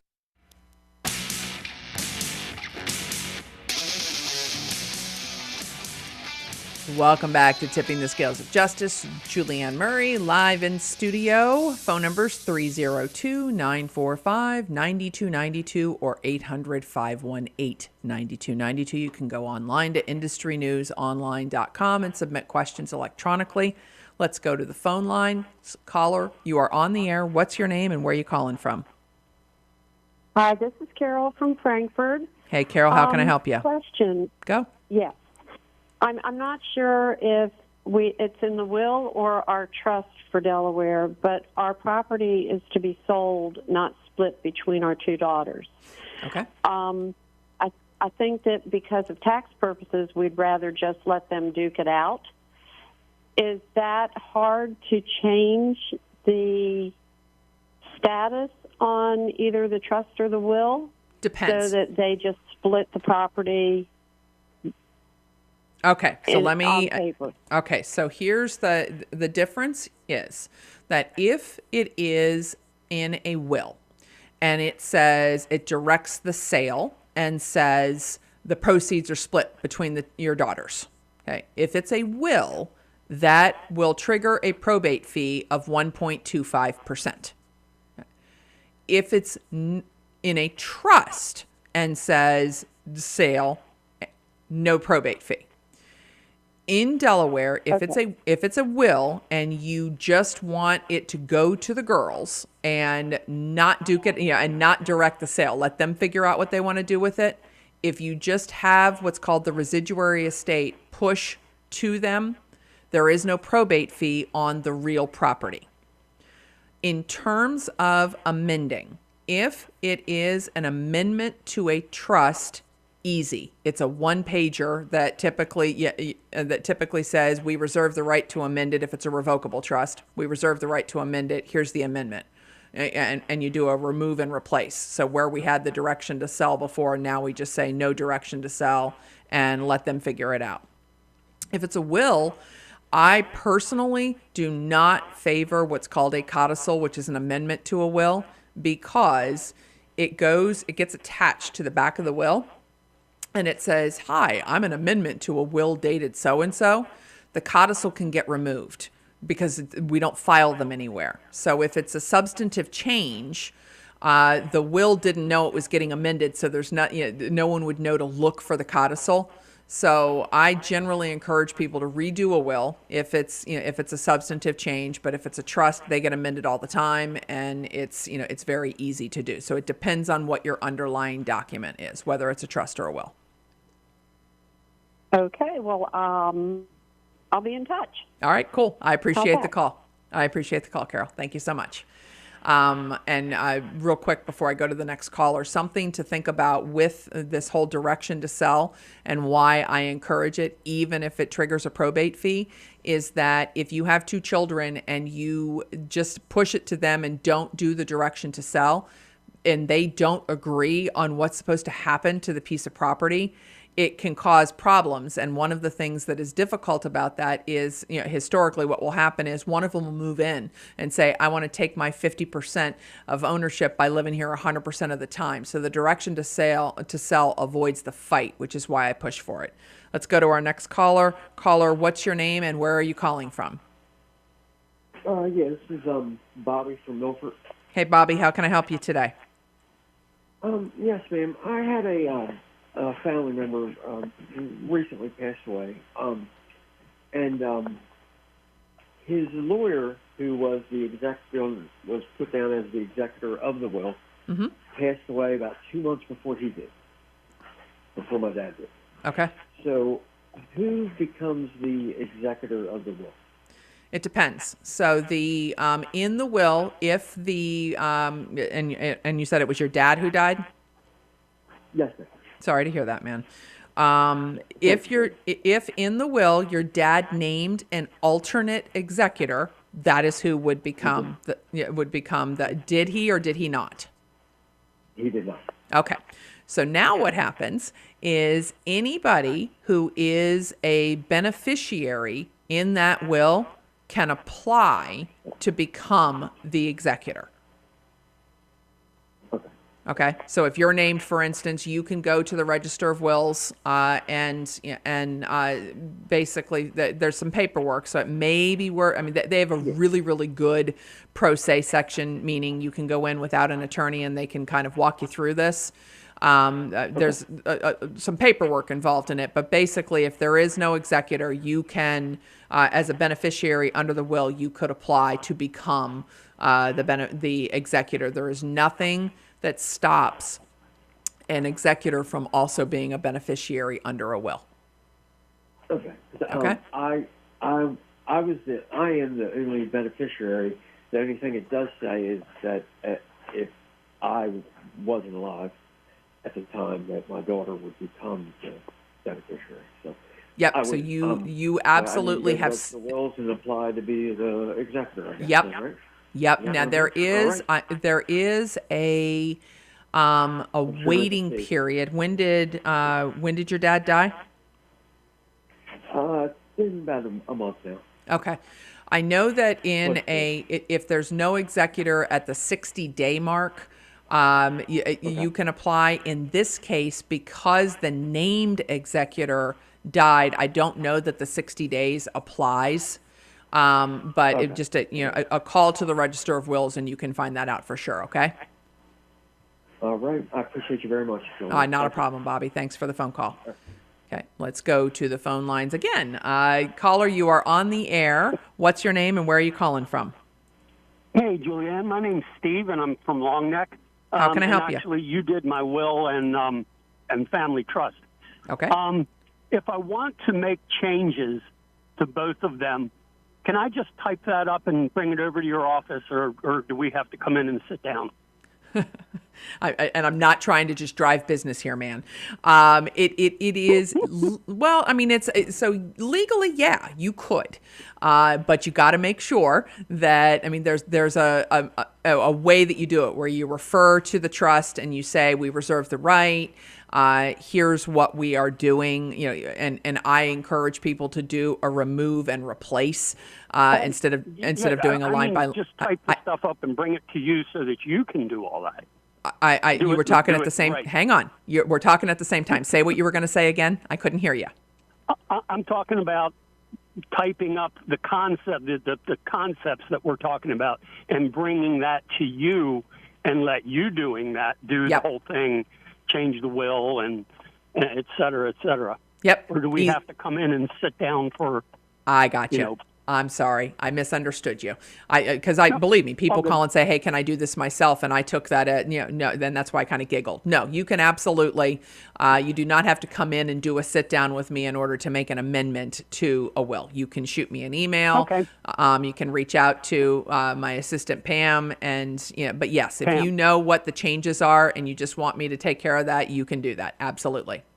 Absolutely. Well, I'll be in touch with Pam on Monday. Thank you. All right. Thanks. Thanks, Steve. I appreciate the call. Bye now. All right. Take care. Digital question from Bonita in Milford. What exactly is a straw deed, and are they totally safe to sign? Straw deed is basically a conveyance from party A to party B, and then from party B back to party A. Are they totally safe to sign? It depends. I would want to know more information. Whenever anybody says totally safe, I always worry. The reason that straw deeds are sometimes done is, for instance, to incorporate a survey or a legal description or something. But realistically, you don't have to necessarily transfer it to another party and have that party transfer it back. You can do what is called a confirmatory deed. So I'd want to know the purpose of the straw deed before I could tell you whether it's totally safe to sign or not. You are listening to 92.7 and 98.5, and that is the Talk of Delmarva.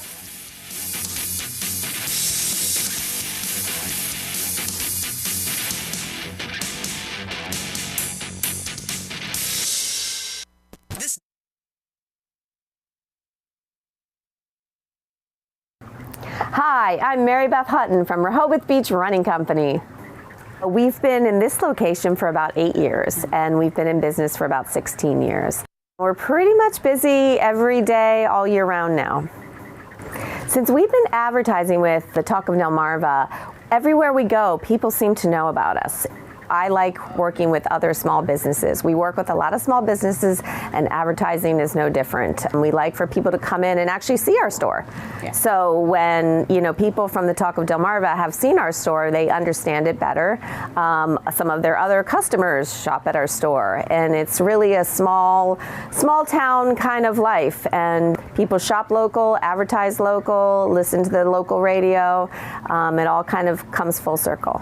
So how has the marketing department helped us? Well, I love that Laura's she's always looking ahead at the calendar, because as a small business person, I'm very busy and I'm kind of thinking of last minute things. And so Laura's always ready for the sidewalk sale. She knows it's a big deal for us. And so you want to get the word out a little bit early. And the sidewalk sale this year was better than ever. And I think it's in great part to Laura's planning and the commercials, so people know that the whole town is having a sidewalk sale and that we have big sales at that time of year. I didn't really know what to expect in the beginning, because I didn't know whether she'd know our business. I don't know if she would know runners and but she listens very carefully, and she researches, and she really tries to gear our ads towards our business, and she does an excellent job.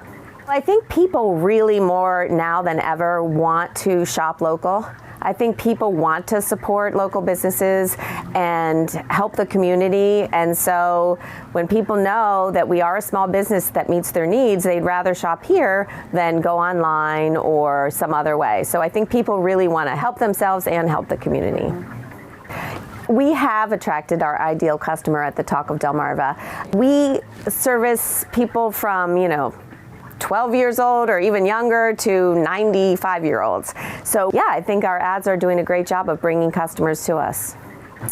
The Talk of Delmarva advertising has helped with our marathon also. So I organized the Rehoboth Marathon and Half Marathon in December, and we sell out earlier and earlier every year. And I think that's due in part to advertising with the Talk of Delmarva. The people know that we have a running store and that we also have this big race at a great time of year, and people sign up earlier and earlier every year. I really do believe that the return on investment is huge. I think we definitely got return on our investment quickly.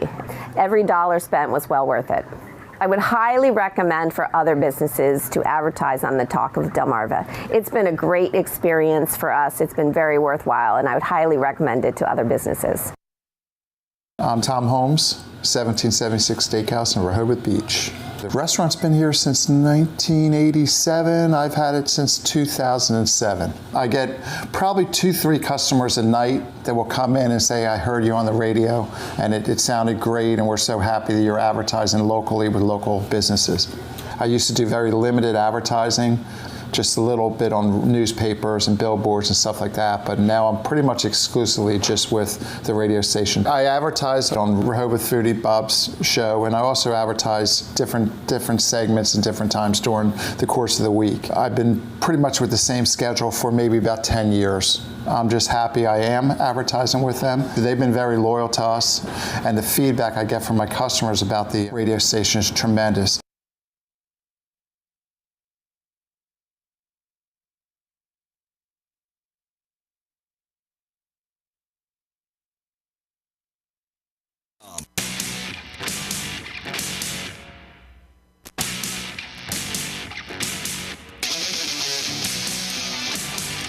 Welcome back to Tipping the Scales of Justice. Julianne Murray live in studio. We got about 25 minutes left. Phone numbers 302-945-9292 or 800-518-9292. You can also go online to industrynewsonline.com and submit questions digitally.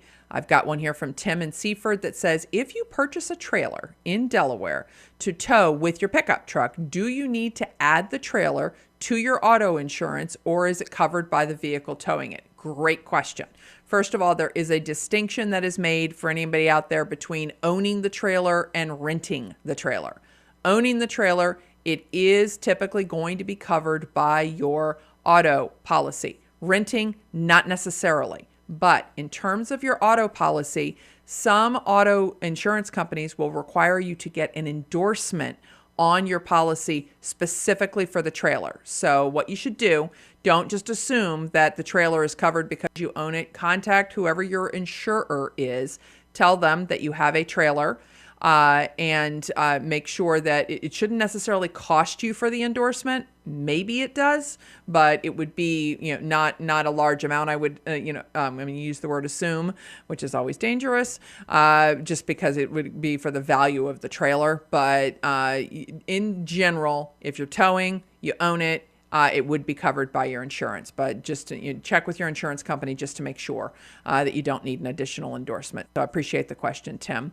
Got a question from Walt, and it says, are events such as life insurance payouts, court-ordered judgments, and inheritance non-taxable? Are there others? Okay. Life insurance policies, not taxable. From an income tax standpoint and from an estate standpoint, if you are named as a beneficiary on a life insurance policy, not taxable from an estate tax, an inheritance tax, income tax. If there is a life insurance policy where there is not a named beneficiary and it pushes to the estate, probate tax, it does become taxable from a probate standpoint, which in Sussex County is 1.25%. Court-ordered judgments or settlements, typically not taxable. So if you are getting it, but it's going to depend on what the basis of the, I'm going to use the word judgment is. So if it is, for instance, from a personal injury suit, that you are getting income per year, it's an annuity or something like that, typically not taxable. But rest assured that states are trying to figure out and are changing. There's federal tax, there's state tax, there's different stuff there. Inheritance, taxable, not taxable. Depends where you live. It depends where the person who died lives. So it's supposed to follow the state of what's called the decedent, which is the person who died. So Delaware does not have inheritance tax. So someone who is inheriting from somebody who dies in Delaware should not be taxed. I say that, but then I'm also going to say, again, this is one of the areas of the law that states have figured out they're losing tax revenue. And so it depends on, what the state that the beneficiary lives in. It's supposed to follow what the decedent happened to where the person died, but depends on whether there's two different states in play as to whether it's taxable or not. So a lot of different stuff to unpack in there. Let's go to the phone lines. Caller, what's your name and where are you calling from? Hi, my name is Lorraine, calling from Long Neck. And just a quick question. I have land that's actually in Virginia. I live in Delaware. Okay. And I had a cash offer for it. And I just don't know, do you need an attorney to do this? Obviously, I have a deed. Just wanted to point in the right direction. Okay, great question. So in terms of, so the property you said is in Virginia? Yes. Okay. I believe that Virginia is what's called and are there real estate agents involved in it? You said you've got a contract, right? No, it was somebody actually who was cutting my land there and called and said he was interested, offered cash, and I was fine. Okay. You still need somebody to, I'm going to use the word preside over the settlement. Okay. And states are either what are called attorney states or title company states. Delaware is an attorney state, which means that an attorney has to handle the settlement. You don't necessarily have to have real estate agents in the mix. So if this were happening here in Delaware, you came to me and you said, look, I got somebody who wants to buy my property in Delaware. Can you do the contract and can you do the settlement? My answer is yes. I would actually do a contract you guys would sign, and then I would preside over the settlement. I represent, technically in Delaware, I represent the buyer. But when I say that, any attorney that presides over a settlement has responsibilities to the seller. Okay, I mean, so like if you owed money on it, I have to handle the payoff. I've got to make sure, I have to do a title search to make sure you really own it. So it's, you're covered. Virginia is also an attorney state. Maryland is a title company state. So what you do is you find, and if the person who is doing the cutting, who is making the offer to you, they're local. They might be even easier to find somebody. You just get an attorney that will preside over it. They will draw up the deed and everything, but it should not be, expensive at all. I mean, deed preparation is a couple $100, $300. I don't know whether Virginia has transfer tax like Delaware. I don't think so. But so like in Delaware, there's a 4% transfer tax that is normally split between the buyer and seller. But depending on what the person who is offering to buy it, if they're buying it at a discount or something like that, you are absolutely within your rights to say you're paying for everything. I'm happy to sign the deed, but I'm not paying for any of it. You have to pay for everything. That is totally okay. But you want to make sure that is clearly communicated. And but from the standpoint of making sure that it is a good, clean transfer of title, I would absolutely recommend. You definitely need to use an attorney in Virginia. Yes. Okay. That's what. Then we had a little conversation about it, and since he is from Virginia and actually is in kind of like the housing business, got it. I asked him if he knew an attorney. He does. So I just, I'm thinking that's the way we're going to go. But I just wanted to know some of the steps because this just kind of hit me square in the face, and I was like, all right, you're on the radio. Let me ask you. I'm very glad you asked. And I mean, so basically contract, which the attorney could prepare. And now the attorney will do what's called a title search to make sure you really own the land. I mean, that's something they would have to do. And that, you have the ability, and for instance, say you owned it with somebody and that person died, making sure that there was something that had been filed with the Register of Wills. I mean, there are pieces to it, but the attorney takes care of that and the buyer pays for all of that, not you. The most that you would pay for is the deed preparation sometimes, but that can be negotiated away by contract, and also by and whether or not there's any kind of transfer tax or anything like that. But otherwise, there shouldn't be any fees. And the other thing that I would say, and you didn't ask this, but just in terms of for people to know out there, from the standpoint of you live in Delaware and you own property in Virginia. say you didn't sell this property and you die and you own property in Delaware and in Virginia, there would have to be 2 estates opened. One in Delaware because it's where you live, and one in Virginia because you own real property there. So, not wishing you. Simplify it. Not that yes. I'm planning on going anywhere soon, exactly. but certainly it simplifies an estate. It does. And so, certainly not wishing any harm or any ill or anything, but I just want people to know. I mean, when I hear somebody say this and I'm like, well, getting rid of the property certainly simplifies things, later down the line. If you, for some reason, wanted to keep the property and didn't want to have to deal with or have somebody, an executor, have to deal with 2 estates, if you have a trust in Delaware and you deed your Virginia property to the Delaware trust, it actually avoids probate in Virginia. So not what you were asking. I understand that. Good to know. Yeah, but I just want people to know. Thank you so much for the information. I really appreciate it. You're very welcome. I appreciate the call, Lorraine. Have a great day. You as well. Bye-bye. Okay. Take care. Bye-bye. So there's one of the things that if you own property in another state, a trust, assuming that the property is deeded to the trust, avoids probate in that second state. So when I have somebody who's sitting in front of me who says, I'm thinking about whether I want to trust or not, there are questions that I ask, what are you trying to accomplish by having the trust? For many people, it's avoiding probate, that legal process of transferring ownership. Is typically one. Another is the estate administration process, where we have a creditor claim period.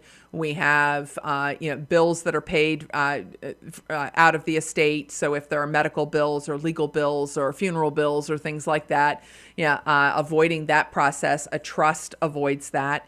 If you own property in another state, and you deed the property to that trust, you avoid probate. And then the other reason that people do trusts is if they wanted to, I'm going to use the word string out inheritance over a longer period of time. You want your kids to inherit 10% a year for 10 years or something like that. A trust is the vehicle that you can do that with. So there's a little bit on trusts.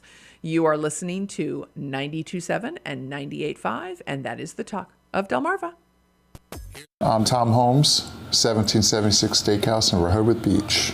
The restaurant's been here since 1987. I've had it since 2007. I get probably 2-3 customers a night that will come in and say, I heard you on the radio and it sounded great and we're so happy that you're advertising locally with local businesses.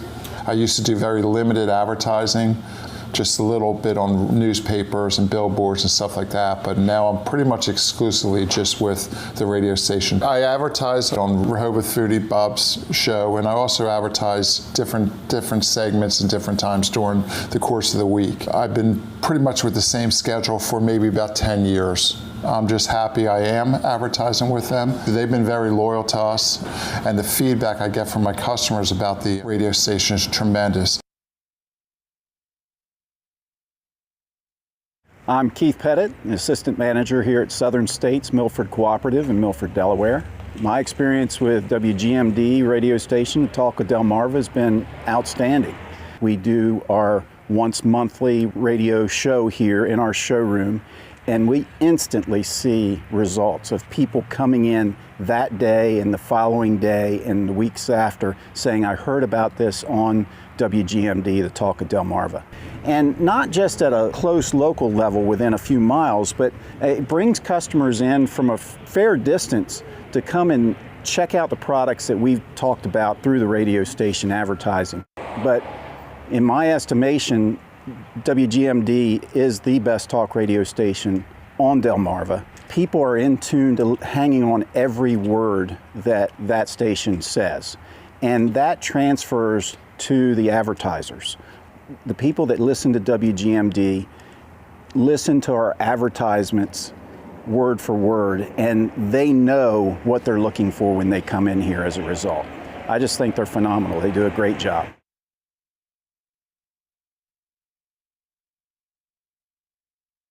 My name is Karen. My husband and I own Captain's Pizza. We have been here for over 6 years, going on 7. We only advertise with WGMD. and we love it. They really help us with anything that we need. They always have good suggestions. They help me with the commercials. Advertising has helped our business tremendously. We do get a lot of people that come in and want to know who is talking on the radio, and I'm always here, so I'm always happy to say that it's me.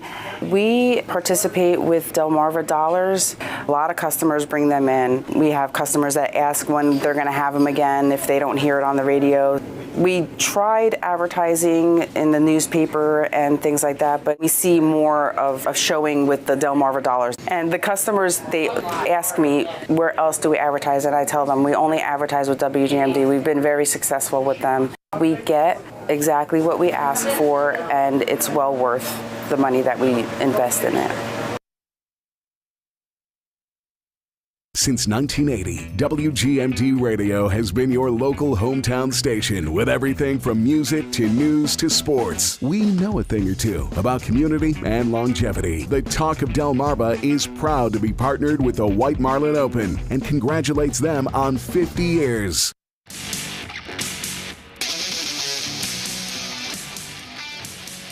Welcome back to Tipping the Scales of Justice. Julianne Murray. We have about 10 more minutes left in the show. I am live here in studio. Phone numbers 302-945-9292 or 800-518-9292. I don't have any calls right now, so you got 10 minutes if you want to call in. A question that was just asked to me was about what happens when you have somebody dies without a will. If it turns out that they had what's called solely held property. And what do I mean by that? I don't mean real estate, although that's something separate, but say it's a bank account that is in just that person's name, no beneficiary was named, so that would typically become estate property, or it is stocks or something like that. It comes down to the value as to whether or not you have to open an estate or not. $30,000 is the number that triggers full probate versus what's called a small estate affidavit. If there are any debts, an estate has to be opened. But if there are no debts of the estate and there is solely held property that is worth less than $30,000, you can do what's called a small estate affidavit, which essentially names the person who does the affidavit as the, I'm going to use the word executor, for the purposes of transferring whatever that solely held property is. So if there's a bank account out there that has a few $100s in it, the bank can't just take your word for it and transfer that money to somebody. They have to have someone who has legal juice to do that. You can do that with the small estate affidavit. Same thing with stocks. If stocks have to be transferred, the owner, the company for which or from which the stocks are issued will have they need that information, and then they're going to send a form, which is a pain in the you-know-what, that has to be signed and get what's called a medallion signature on it, which is it's like a super notary is what I would call it. And banks can issue these medallion stamps, and they and depending on there are increments of dollars, 50,000, 100,000, that these medallion stamps are used for. And so if you have a whole bunch of stocks that are worth a lot of money, you got to know what that number is so that you get the right medallion stamp. It's a pain, unfortunately, but there is a way to transfer that ownership. The other thing that I wanted to mention, I wrote a note to myself about title search from when Lorraine called, and I was kind of walking through the real estate process. And I said something about the attorney will do what's called a title search to make sure that you really own the property. What is a title search? And basically what that is it's a company or a title searcher goes back through the records associated with the piece of property that is being sold, and they give you what is called a chain of title. That's all the previous owners. They give you the chain. They also give you the actual deeds that are part of that chain. And they also give you anything else which relates to the property. Are there mortgages out there? Have those mortgages that were recorded against the property, have they been satisfied, or are they still open mortgages? There can be other things, tax ditches. There can be easements from Delaware Electric Co-op, Delmarva Power, DelDOT, things like that. The title search gets all of those documents to the attorney, and the attorney then reviews them to make sure that what is out there of record against the property. The person who is buying the property should be made aware of these things. They are in what is called a title policy as quote unquote exceptions to the policy. So for instance, there's a 10-foot right-of-way for Del Dot that is across the front of the property. I'm doing that settlement. I want to make sure that the buyer knows that, by the way, not surprisingly, there's a 10-foot right-of-way here that Del Dot has. And on the title policy, which is an insurance policy that is issued to protect a lender in case there's any challenge to the ownership of the property, the lender wants to make sure that their loan's going to get paid. This title insurance will pay for what is called quieting the title to make sure that it's properly in your name. Now, what can happen in that background that creates that cloud on the title? A lot of times it's an estate. Okay, so with the estate, I spoke to an earlier caller about something called a direction to sell. With an estate, if the will says my property goes to my 2 kids, okay, and the 2 kids decide that they're going to sell the property because they just want the money from it, they don't want the piece of property, they then go to a real estate agent and say, we're selling this piece of property, we inherited it, and so they make the contract out as the estate of so-and-so, okay, and only one of them signs the deed, okay. That is going to create a cloud on the title because legally the direction to sell empowers an executor to list and sell the property, and the executor can sign it. If there's no direction to sell, then whoever is named as the beneficiaries, both, if it's 2 people, if it's 3 people, if it's 10 people, all have to sign the deed.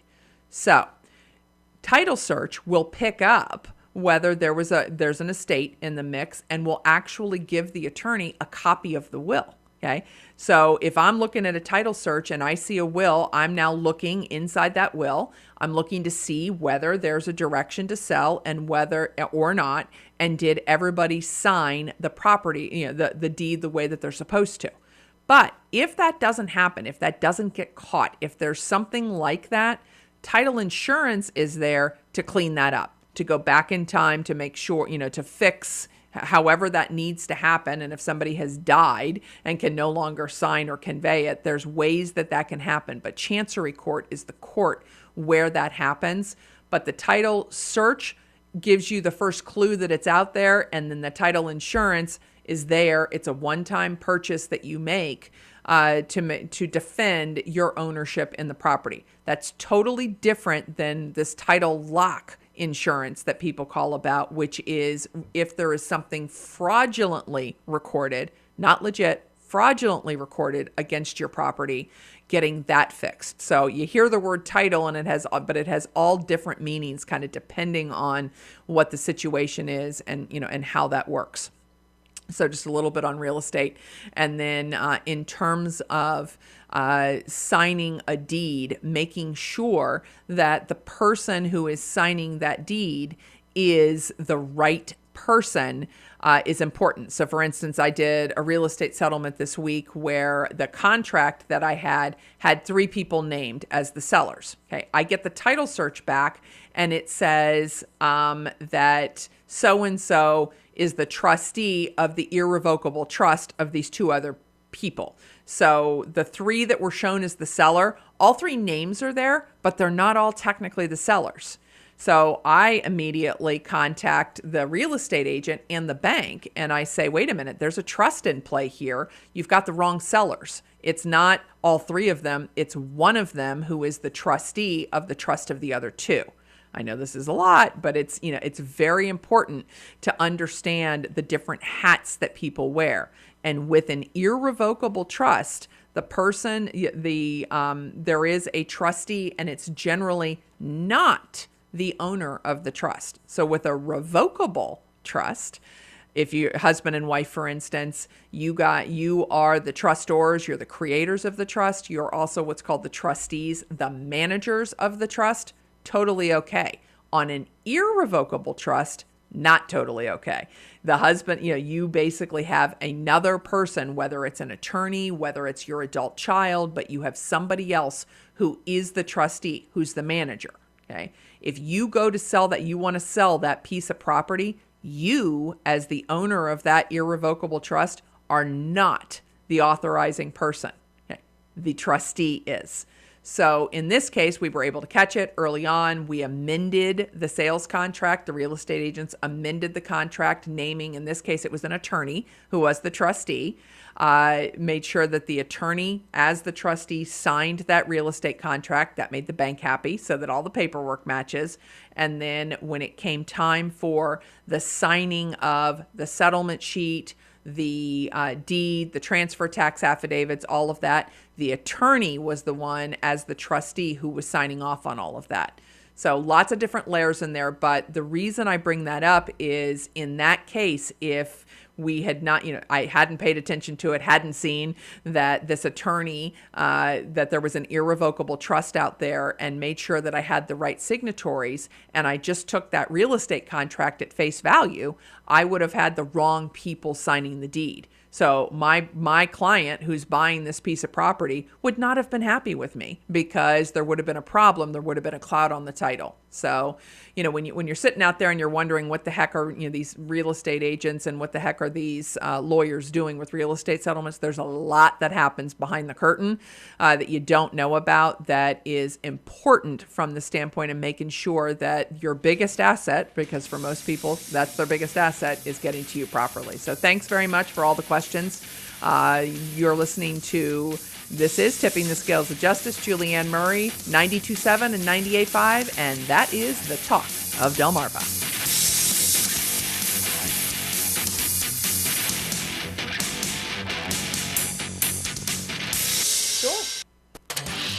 92.7 WGMD Rehoboth Beach.